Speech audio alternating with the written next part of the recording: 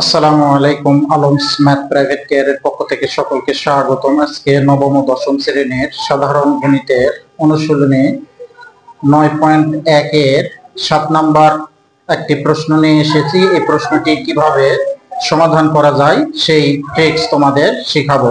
তো বন্ধুরা দেখো, এখানে 7 নাম্বার অঙ্কে প্রমাণ করতে বলেছে। এখানে 7 নাম্বার প্রশ্ন, 7 হচ্ছে ক। এখানে লেফট হ্যান্ড সাইড এটা সমান কি দেওয়া আছে, এখানে sin a divided cosec a plus cos a divided sec a। তো এখানে আমরা কি করব, হয় সাইন কে ভাঙাবো না হলে কোসেক কে ভাঙাবো, যে কোনো একটাকে আমরা ভাঙাবো। তাহলে উপরের যে সাইনটা আছে এটা আমরা ঠিকই রেখে দিলাম। তাহলে sin a ডিভাইডেড কোসেক কে যদি আমরা ভাঙাই তাহলে কি হবে, 1/sin হবে। কোসেক সমান 1/sin প্লাস, যেহেতু এখানে আমরা নিচেরটা ভাঙাইছি এটা, তাহলে অবশ্যই এটাও নিচেরটাই ভাঙাতে হবে।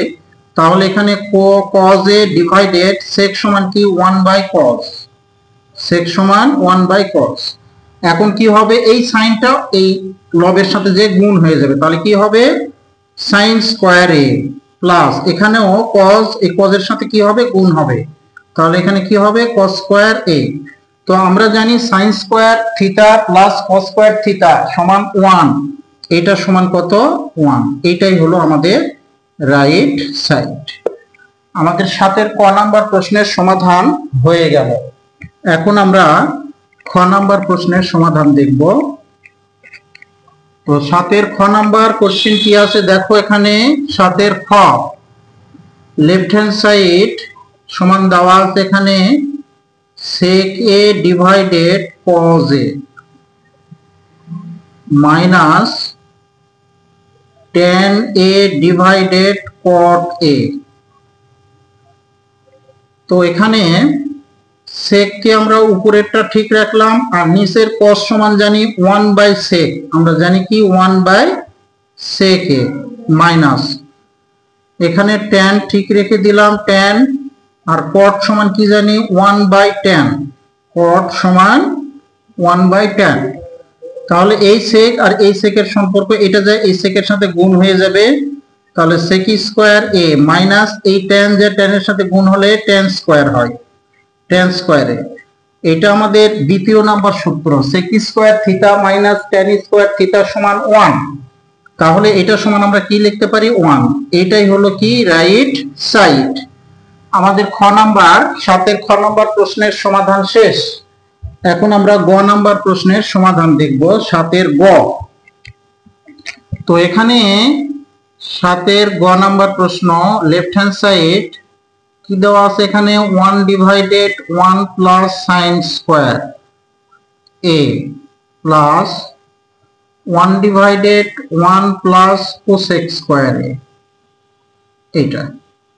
তো এখানে আমরা হয় সাইন কে ভাঙাবো না হলে কোসেক কে ভাঙাবো, যে কোনো একটাকে ভাঙলে আমাদের প্রমাণটা চলে আসবে। তাহলে এখানে 1 প্লাস, আমরা সাইন কে ভাঙাবো, সাইন সমান আমরা কি জানি 1/cosec, 1/cosec square a plus, ডান দিকের এটা ঠিক রেখে দিব 1 প্লাস cosec স্কয়ার a। তাহলে উপরে 1 ঠিকই থাকলো। এখানে দেখো এই cosec স্কয়ার লসাগু হবে, cosec স্কয়ার কি হবে লসাগু। তাহলে cosec স্কয়ার দ্বারা 1 কে গুণ করলে cosec square a plus cosec ভাগ করলে কেটে যায়, থাকে হলো 1, আর ডান দিকে যা আছে তাই 1 প্লাস cosec স্কয়ার a। এই কোসেকটা উপরে যে গুণ হয়ে যাবে, তাহলে এখানে cosec square a divided cosec square plus 1, এটাকে আমরা লিখতে পারি 1টা আগে, 1 প্লাস cosec স্কয়ার প্লাস ডান দিকে যা আছে তাই 1 প্লাস cosec স্কয়ার a। এখন আমরা কি করতে পারি, এটা লসাগু করতে পারি। তাহলে লসাগু কি হবে 1 প্লাস কোসেক স্কয়ার। তাহলে 1 plus cosec square 1 plus cosec square কেটে যাবে, থাকবে কি এখানে শুধু cosec square a plus 1 plus cosec square 1 plus cosec square কেটে গেলে থাকে 1, অর্থাৎ নিচে উপরে যদি আমরা কাটাকাটি করি তাহলে কত হয় 1। তাহলে এইটা সমানই আমাদের কি রাইট সাইড। তো রাইট সাইড আমাদের প্রমাণ হয়ে গেল। 7 নাম্বার প্রশ্নের সমাধান শেষ। তোমরা অবশ্যই 7 নাম্বার প্রশ্নটি বুঝতে পেরেছো।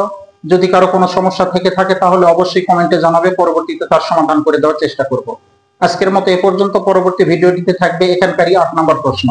সো এই ভিডিওটি তোমাদের যদি ভালো লেগে থাকে এবং এখান থেকে নতুন কিছু শিখে থাকো তাহলে অবশ্যই তোমাদের বন্ধুদের মাঝে লাইক, কমেন্ট, শেয়ার করতে ভুলবে না। তোমরা সবাই ভালো থাকো, সুস্থ থাকো এবং শিখতে থাকো নতুন কিছু।